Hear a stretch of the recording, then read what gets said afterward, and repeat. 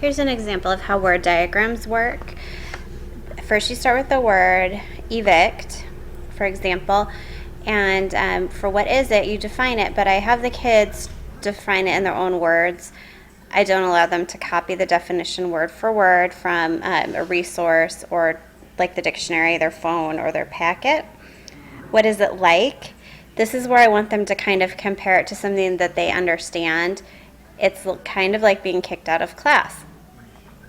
An example would be foreclosing on a house. A non-example would be moving into a new place. Seems very simple. However, the last three columns, what is it like, examples and non-examples, are really hard for sixth graders to figure out. So I do always model this with them for a couple of words, and then I let them work with each other and share examples and non-examples, because that's very abstract, especially those non-examples. Sometimes it's really, really hard for them to come up with it. And sometimes we just sort of come up with one together and everyone in the class will use the same one if it's a real tricky word.